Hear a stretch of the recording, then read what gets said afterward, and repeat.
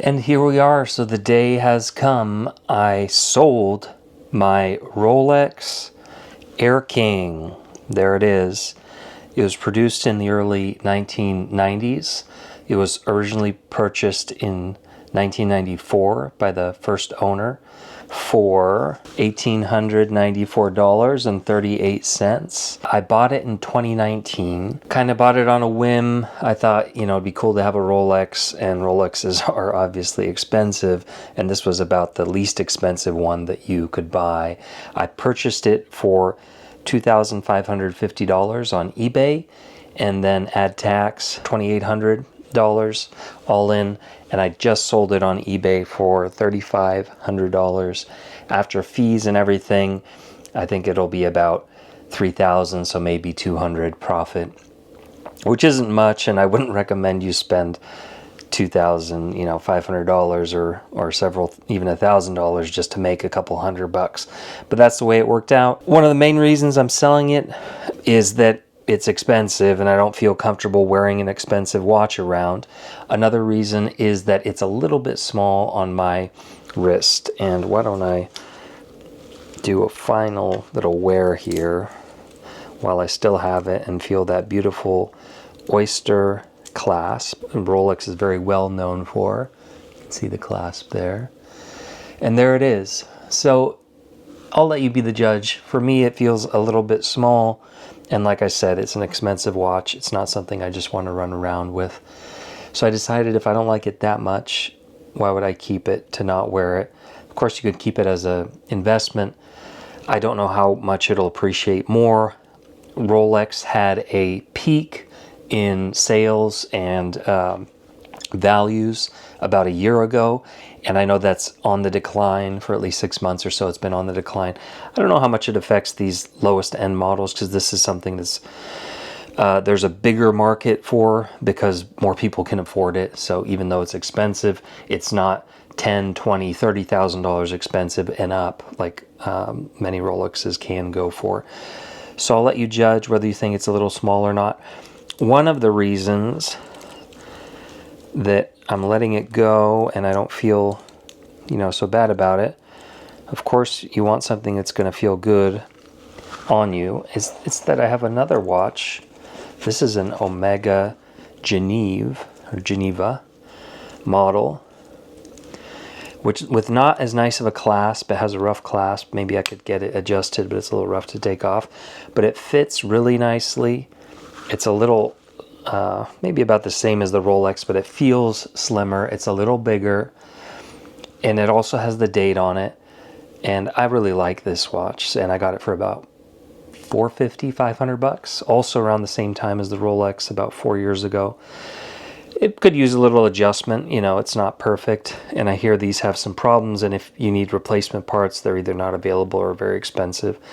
But for $500, this is, a nice watch that I like to wear when I'm not wearing my favorite watch, which of course is my Apple Watch. So let me put this away.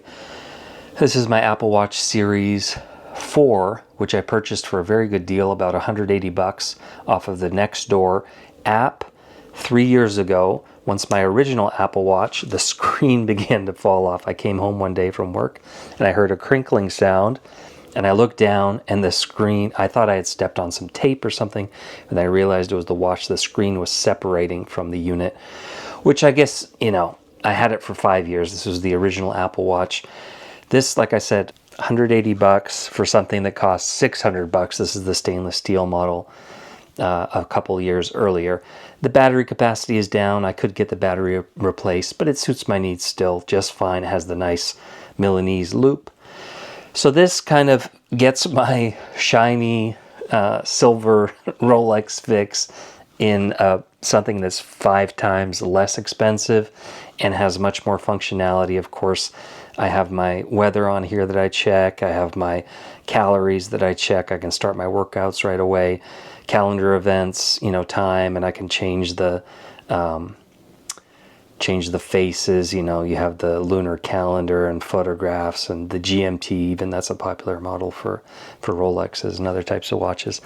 So this is my watch. I'll wear something like the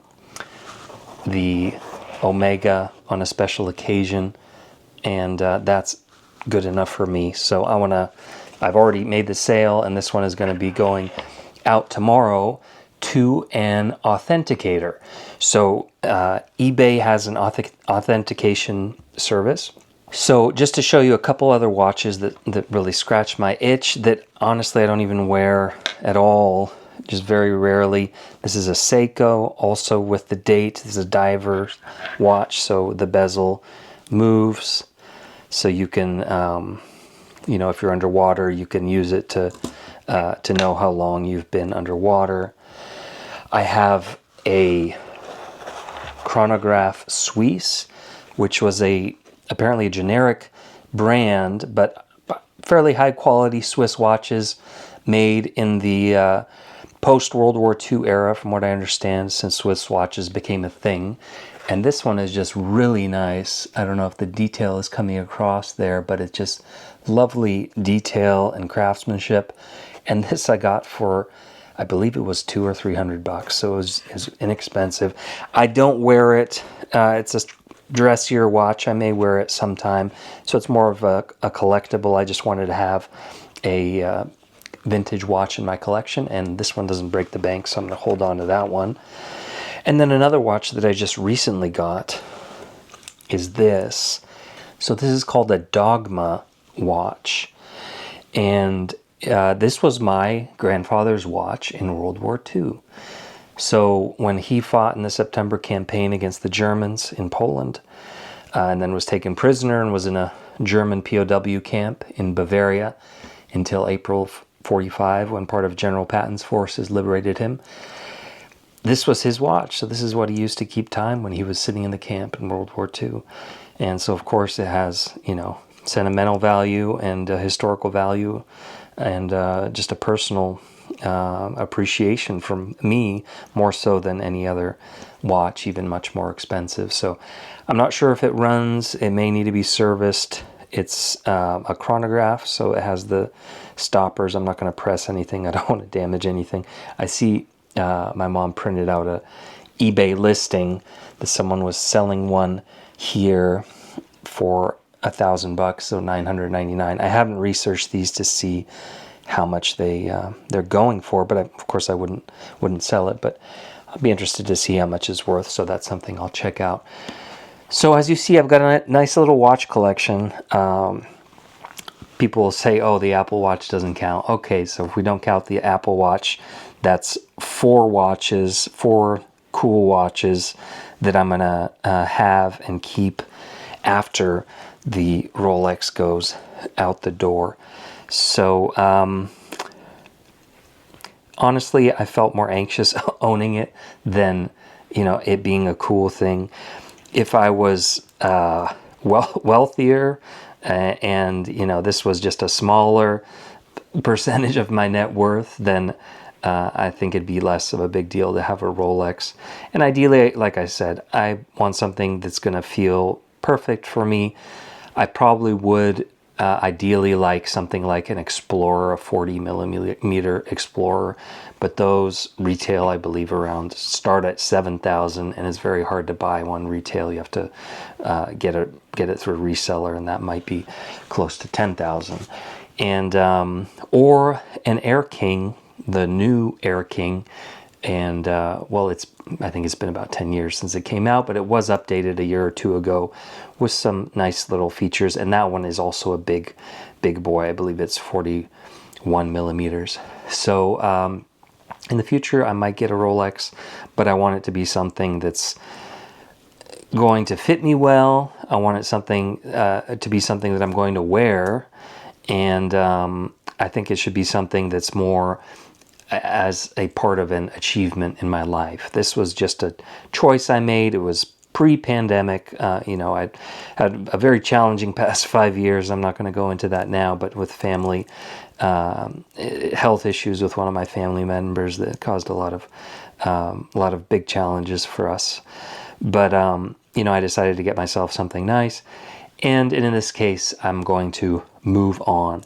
So do you have a Rolex? Have you wanted a Rolex? You know, this obviously was something that there's still a lot of interest in, even though, like I said, the market has softened. So I put this up on eBay at $3,500 with $20 shipping a week ago. And as of today, it had 51 people watching it. 3 or 4 people emailed me with these super lowball offers, you know, 2,100 right now, 2,300, you know, 2,800. And I just, in one case, I just said no, and then the rest I just ignored, and then I added a little bit in my listing that, you know, I'm not going to reply to offers. What I did today, I was tweaking all of my listings, the prices a little bit, just to get some movement going, since I've been getting back into reselling in the past few weeks. I changed the price from $3,500 to $3,499.95.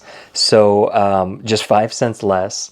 But personally, the 95 ending seems to have some effect on me when I buy stuff. And in this case, someone bought it a couple of hours after I dropped the price by 5 cents. So if you're having trouble moving your eBay listings, I recommend tweaking things. You know, don't drop the price dramatically right away if you don't need to. Just make small adjustments. In this case, I think it might have had that tipping point effect for this particular buyer. All right, so I'm going to pack this up. This is, you know, my biggest sale on eBay ever. I made several sales that I'll talk about in another video of Macintosh amplifiers. This is high-end audio amplifiers. These were from 20 years ago, but there's still a market for them, and I sold those for about $1,000 a piece, 3 of them, and I bought or 4 of them. One of them was a couple of years ago, so 4 of them for about $1,000 a piece, and I bought all 4 for $500, also off of Nextdoor, as I had mentioned before. So that, you know, that was a big win for me to make that much. But like I said, this is my biggest sale on eBay so far. I'm a little anxious about it. You know, this, I think it'll be fine. I'm going to insure it, double box it, send it through probably USPS with all the insurance to cover it, and then it goes to the authenticator, and then assuming everything is fine, which I think it should be, because before I forget, so I do have the paperwork. And this is the original purchase receipt. There was a service receipt. So it was purchased in 1994, serviced in 1999. And then there's a few receipts with that. You have the warranty that it came with when it was purchased. You have the tag, which has the serial number on the back. And, of course, and I'm going to put this in a little Mylar sleeve that I have just to add a little touch to it and to, you know, preserve it, because it's, you know, with my background as an archivist and a historian, these are historical documents and they have some historical value and, of course, monetary value. If I was just selling the documents, I could probably sell them for $100, maybe a couple $100. And then the box. So this is an original Rolex box. You have the Rolex logo, this kind of wavy design. The downside here is that there's some damage to the box, and when you open it, it causes it to... I don't want to open it all the way, but it basically is offline, and then it makes a clicking sound if it's, you know, forced back into place. But this adds to the value too, even if it has some damage. So the watch will go in the box, and let me see if I can put it away. So, but in any case, there is the Rolex. So I'll pack this up, send it out tomorrow before noon. Should get to the authenticator within a couple days, and they authenticate it, and within a couple days send it off to the buyer, assuming everything is squared away. So let me know in the comments, have you sold an expensive watch or any other item, comparable value, a couple $1,000s on eBay or elsewhere? Were you anxious about it? Did you make some money on it? Was it a gift, or you purchased it for a good price and then you made some money on it? Let me know.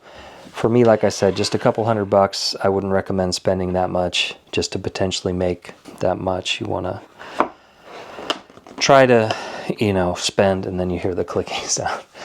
If you spend $100, try to make, $100 profit or $50 profit. Try to double your money. This guy is going to, the funds will go into my savings, and then I'll keep my eyes open for other things that I want to buy. But I actually have a lot to sell, a lot of things I've collected over the years, and family things, toys from childhood. I actually have a G.I. Joe Jeep that over 10 people are looking at right now, which I bought also on Nextdoor for $50. It's listed for $550, and people are interested, and I may end up selling it for $480, but we'll see. So that's not an everyday item, but keep your eyes open, and there's money to be made if you so desire. I'm not a huge eBay reseller. I probably will never be, but I'm going to definitely do more this year than I have at any point, because I've watched enough videos and I've had the experience of selling things, and I get a feel for the prices and the shipping and all of that now. So like with anything, you gain experience as time goes on, and the more you do. If you like this video, hit the like button. Leave a comment. I appreciate your feedback. Talk to you guys later.